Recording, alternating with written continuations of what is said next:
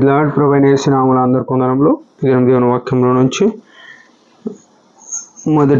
2 Timothy 2వ అధ్యాయము 12వ వచనం.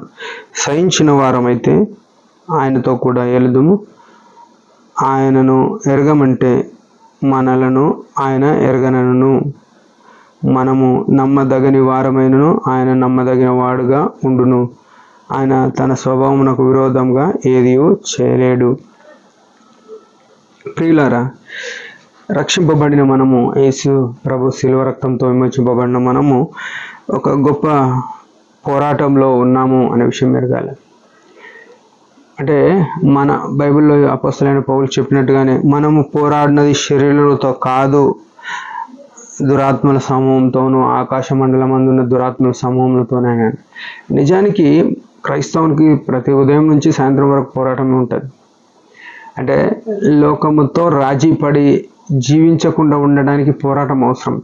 పాపముతో, లోకంతో, సాతానుతో, మన శరీరంతో కూడా పోరాటం ఉంటుంది. కొన్ని దేవునికి వ్యతిరేకమైన ఈ శరీరం చేయమంటుంది, లోకం చేయమంటుంది, సాతాను చేయమంటుంది. దేవుని ఆత్మ చేత నడిపించబడే మనము, దేవుని వాక్యం, దేవుని యొక్క ప్రసన్నత ఏం చేస్తుందంటే దాని నుంచి మనల్ని తప్పిద్దాం అనుకుంటుంది. అయితే చాలాసార్లు మనం ఓడిపోతుంటాం. అందుకే ప్రభు వల్ల సమీపించిన ప్రతిసారి క్షమాపణ అడుగుతుంటాం. ఇక్కడ అదే మాట అపోస్తలుడైన పౌలు ఏమంటున్నాడంటే, సహించిన వారమైతే ఆయనతో కూడా ఎలుదుము అంటున్నాడు.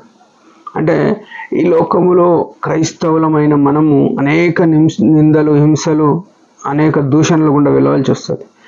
అవి వెళ్ళినప్పుడు ఏం చేయాలంటే సహించాలి. యేసుక్రీస్తు ప్రభువు సిలువ వేయబడడానికి ముందుగా ఎన్నో రకాలుగా పరీక్షింపబడుతూ వచ్చినాడు, శోధింపబడుతూ వచ్చినాడు, దూషింపబడుతూ వస్తున్నాడు, హింసింపబడుతూ వచ్చినాడు. ఆయన వలె మనము కూడా, అంటే ఆయన మార్గము వదలకుండా ఉండాలంటే ఈ నిందలు గుండా పోవాల్సిందే, ఈ అవమానాలు గుండా పోవాల్సిందే, ఈ తృణీకరణ గుండా పోవాల్సిందే. అయితే ప్రభు ఏమంటున్నాడు, సహిస్తే ఆయనతో కూడా ఏలే అనుభవం ఉంటుంది. 1000 పాలనలో 1000 వారమై ఉంటాము అనే విషయం మనం ఎరగాలి. రెండో విషయం ఏంటంటే మనము నమ్మదగని వారమైనను అంటున్నాడు. నిజమే, మనము ప్రతిదినములో అపనమ్మకస్తులమే.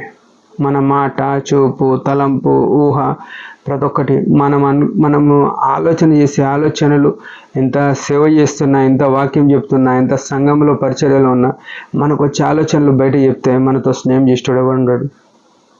అంత దుర్మార్గము, బలహీనమైన అపోస్తలుడైన పౌలు అందుకే అంటాడు, నా ఇట్టి మరణమునకు, అయ్యో నేను ఎంత దౌర్భాగ్యుడను, ఇట్టి మరణమునకు లోనైన శరీరము నన్ను ఎవడు విడిపించగలను అన్నాడు. ఆయన ఆ మాట చెప్పగలిగినాడు, కానీ మనం ఆ మాట చెప్పలేం.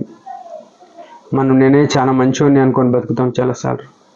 అయితే ఇక్కడ ఆయన నమ్మదగిన వాడు అని ఉంది. మనము నమ్మదగని వారం, ఆయన నమ్మకమైన వాడుగా ఉన్నాడు.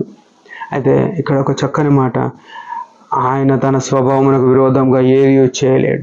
ఆయన స్వభావం ఏంది అని ఆలోచన చేస్తే యోహాను 3:16 రాయబడుతుంది ఏమనంటే, దేవుడు లోకమును ఎంతో ప్రేమించినన్నాడు. ఆయన నిత్యం ప్రేమిస్తూనే ఉన్నాడు. మలాకి 3:6 నేను మార్పు లేని వాడను అన్నాడు. ఎబ్రీ పత్రికలో అవును, యేసుక్రీస్తు నిన్న నేడు ఒకటే రీతిగా ఉన్నాడు. ఆయన ప్రేమమయుడు, ప్రేమ స్వరూపి. అంటే నీ మీద, నా మీద జాలి, వాత్సల్యత.